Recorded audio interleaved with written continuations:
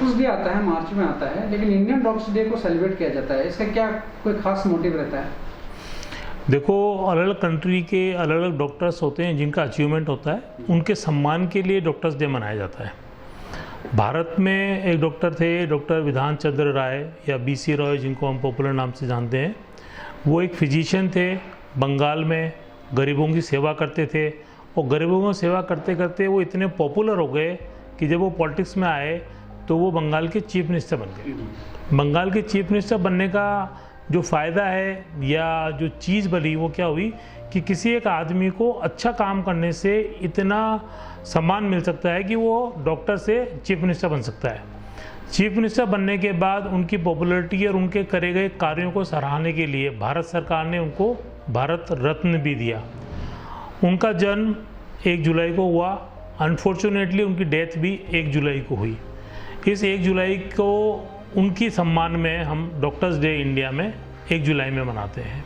ऐसे ही different countries में माने तो उनका डॉक्टर्स डे मनाने का अलग कारण ये होता है कि उनके यहाँ कोई पॉपुलर डॉक्टर किस डेट से रिलेट करते हैं। वो डिफरेंट कंट्रीज़ में जहाँ जहाँ पे भी जो कोई ऐसी चीज़ हुई है जिसके बेस पे वो डॉक्टर्स को सम्मानित करना चाहते हैं, ये एक तरह का पब्लिक ऑनर है जिसमें कि पब्लिक ये बताना चाहती है कि इस दिन हम हमारे चिकित्सकों को सम्मान एक्स्ट्रा देना चाहते हैं।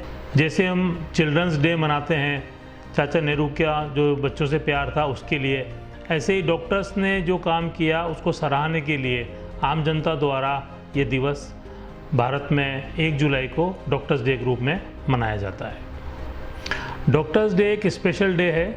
मैं एक डॉक्टर होने के नाते, और मैं पेशेंट भी होता हूँ, मतलब मैं भी बीमार होता हूँ। जब मैं बीमार होता हूँ तो मैं किसी दूसरे चिकित्सक से अपना ट्रीटमेंट लेता हूँ, तो मैं पेशेंट भी हूँ, मैं डॉक्टर भी हूँ, और मैं जिन डॉक्टर्स ने मुझे ट्रीटमेंट किया है उनका सम्मान करना चाहता हूँ, उनका अभिवादन करना चाहता हूँ। और एज ए डॉक्टर भी मैं कुछ बातें जनता से करना चाहता हूँ। जब कभी भी अनफॉर्चुनेटली किसी को कोई बीमारी आती है तो चिकित्सक के पास अपनी पीड़ा को लेकर पहुँचता है। जब वो अपनी पीड़ा को लेकर पहुंचता है तो चिकित्सक अपनी तरफ से भरपूर प्रयास करता है कि उसको उस पीड़ा से जितना जल्दी हो सके छुटकारा मिले, उसकी पीड़ा को ख़त्म किया जा सके। किसी बीमारी को हम दवा से ठीक करते हैं, किसी को हम सर्जरी से ठीक करते हैं, किसी को हम किसी तरह की समझाइश से ठीक करते हैं। हम बताते हैं कि आपको वज़न कम करना चाहिए, आपको एक्सरसाइज करनी चाहिए, आपको ब्रीदिंग एक्सरसाइज करनी चाहिए, या आपको मेंटल तनाव जिन चीज़ों से आता है उन चीज़ों को अवॉइड करना चाहिए। अपनी लाइफस्टाइल ऐसी बनानी चाहिए कि लोगों से तनाव ना लें, है ना, और उन तनाव से उन बीमारियों में काफ़ी बीमारियों को हम ठीक कर सकते हैं। कुछ बीमारियों के लिए हम दवा देते हैं और उनसे ठीक हो जाती हैं, कुछ बीमारियों के लिए हमें ऑपरेशन करना पड़ता है, वो ठीक हो जाती हैं।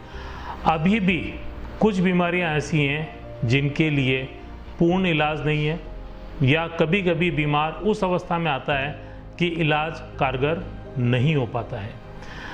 कभी भी व्यक्ति को परेशानी होती है और वो इलाज के लिए आता है तो वो चिकित्सक को सम्मान की दृष्टि से देखता है, और यहाँ तक भी कहने को तैयार रहता है कि डॉक्टर भगवान हैं। मैं आपको ये बताना चाहता हूँ कि डॉक्टर कोई भगवान नहीं है। डॉक्टर अपना एक प्रोफेशन है। जैसे कि हर आदमी अपना जीवन यापन करने के लिए कोई कार्य करता है, या जीवन में आया है तो कोई एक काम करता है जिससे कि वो जीवन को सुधारना चाहता है।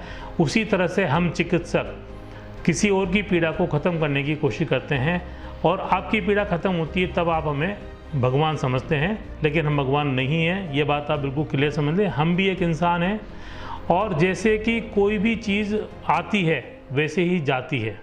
इसको मैं यहाँ समझाना चाहूँ आम भाषा में। अगर हम ये कहें कि बीमारी किसी को आती है तो हम मन में क्या सोचते हैं, हाँ कोई न कोई अपन ने गलत काम किया होगा, भगवान ने हमें सज़ा दी है।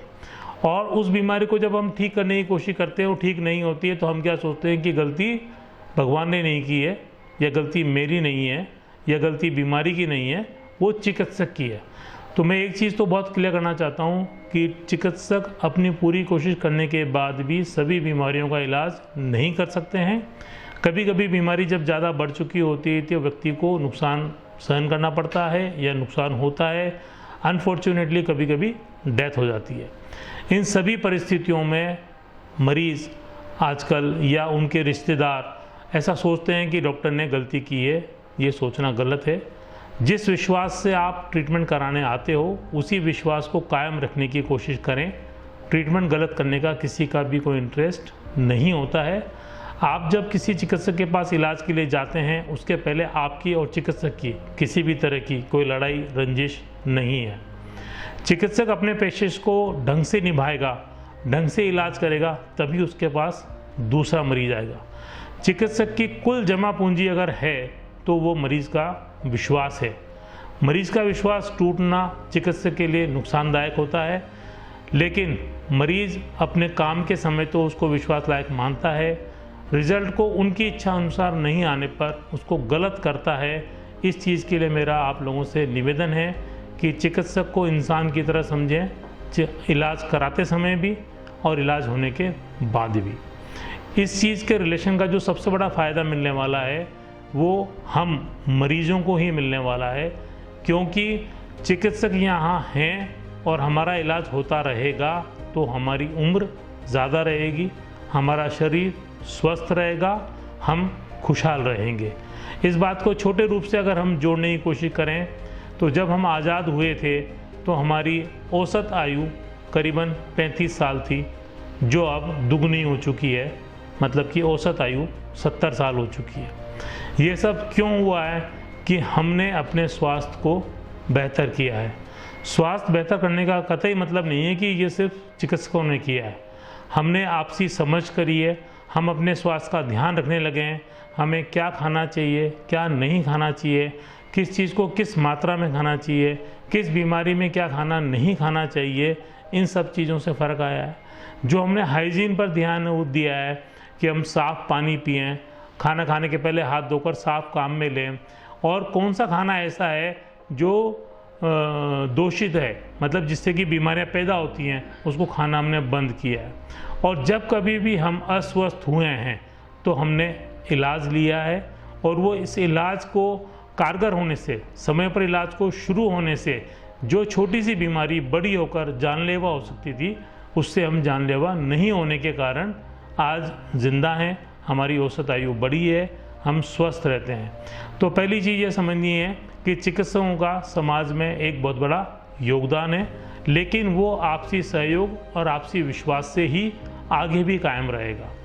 दूसरी चीज़ ये समझनी है कि कोई चिकित्सक अगर कितने भी मरीज़ 1000, 10,000, 1 लाख कितने भी मरीज़ ठीक कर दे, लेकिन किसी एक मरीज़ को जो अपने आप को असंतुष्ट समझता है, उसकी वजह से वो मारपीट पर आ जाता है, तोड़ फोड़ पे आ जाता है, डॉक्टर्स को बदनाम करने पे आ जाता है, तो उसका फ़ायदा क्या होने वाला है?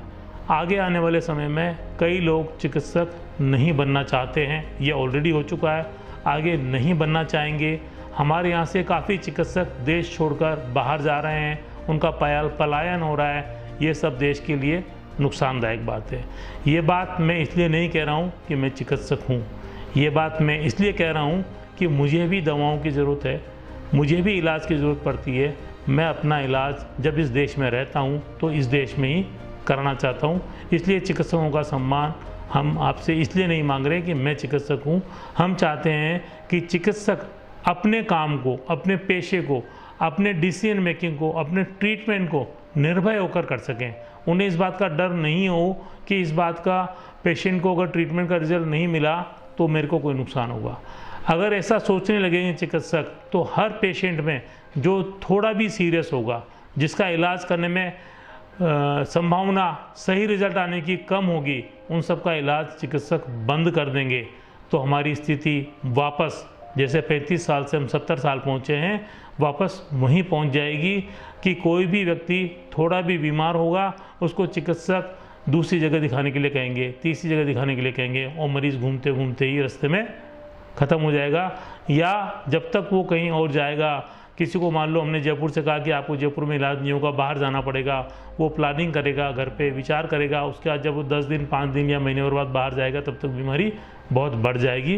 तो मेरी आपसे रिक्वेस्ट है कि चिकित्सकों का सम्मान इसलिए करें कि वो आप में से ही एक इंसान है, आपके हर घर परिवार में कोई न कोई चिकित्सक होता है, और ऐसे ही चिकित्सक जो इंसान होते हैं उनका भी अपना परिवार होता है, और वो सब भी अपना इलाज खुद नहीं करते हैं।